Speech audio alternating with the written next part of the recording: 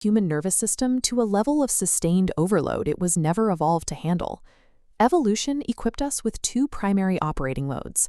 The first is a temporary survival state, fight or flight, designed for immediate physical danger.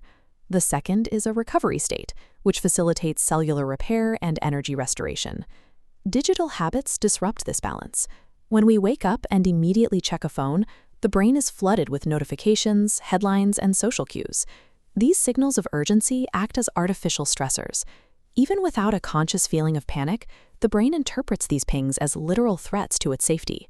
Consequently, standard modern habits have inadvertently locked our primal danger alarms into a permanent state of activation.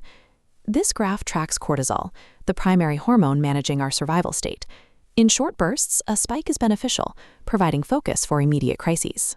But when levels stay elevated all day, the hormone plateaus, keeping the body in artificial alertness that never drops to baseline.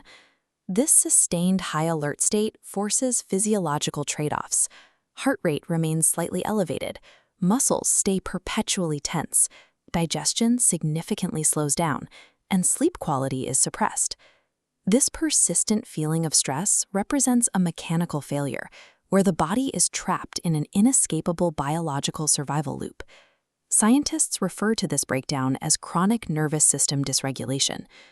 Dysregulation manifests as tangible daily symptoms: persistent exhaustion despite low physical activity, weakened short-term memory, and a baseline of unexplained anxiety.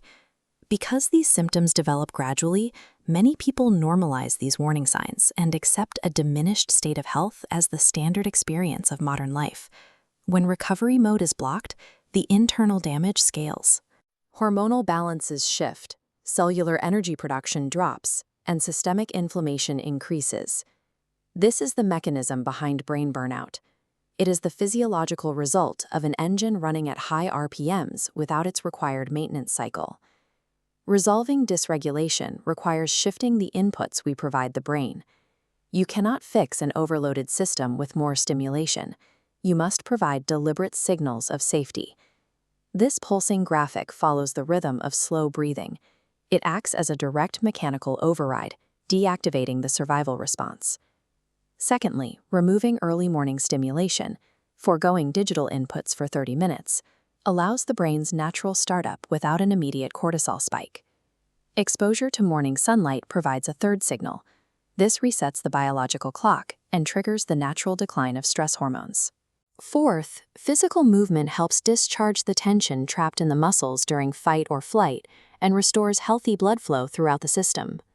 Finally, the system requires periods of absolute stillness. Removing all external inputs, noise, screens, and tasks, provides the silence necessary for the nervous system to complete its recovery cycle.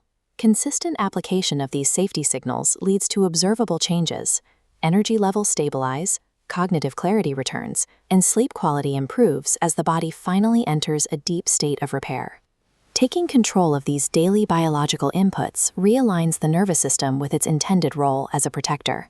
Once the survival loop is broken, the body can finally transition from a state of constant defense to one of active restoration.